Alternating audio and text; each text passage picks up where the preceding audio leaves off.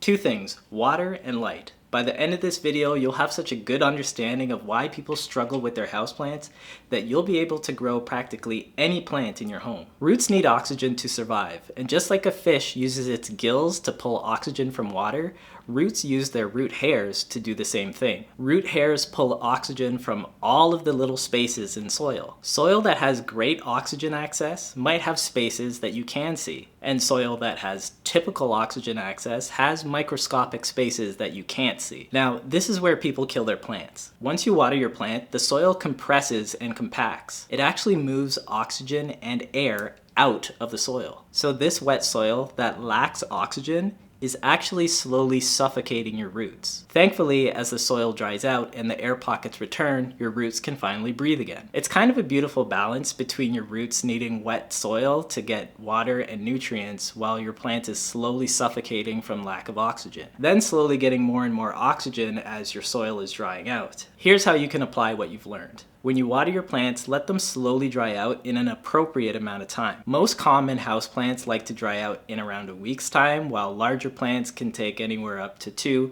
sometimes even 3 weeks. This, of course, all depends on the type of plant. For example, this plant likes to never dry out. I water it around every 3 days. And this plant doesn't really care. It can be bone dry, I could forget about it, and it's still gonna be fine. If at any point you feel like, my plant's not really drying out as fast as I think it should, and it's kind of been a long time, go with your gut and investigate the roots. You could use a wooden stick to test all the way to the bottom of your plant, and when you take it out, if there's still wet clumps of dirt attached to it, then your soil is still wet. Buy high quality potting soil and perlite, mix the two together to create a soil mix that adds a lot more air pockets. Consider swapping out a dense potting mix that holds a lot of moisture with a more light and airy mix. When people talk about overwatering their plant, it's not about how much water you're giving the plant, it's just about the roots having lack of access to oxygen. It's really just your soil being too wet for too long. If you've watered your plant one time and it never dries out properly,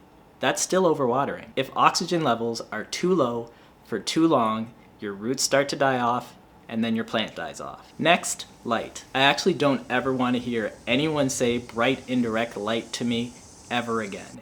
That is for outside people. We are inside people. You are going to download a light meter app on your phone. You are going to go around your house, close to windows, into corners, anywhere that you might want to put a plant. And you're going to ask, I wonder how bright my home is. You're going to do this in the morning, close to noon, and then again at around 3 p.m. As a minimum, you're going to pick a spot that gets at least 75 foot candles for around 12 hours a day. This plant will do just okay. For a plant that does pretty well, you're going to aim for around 200 foot candles. But for an amazing plant, you're going to aim for around 1,000 foot candles for 12 hours a day. Every single plant has a minimum and maximum light requirement.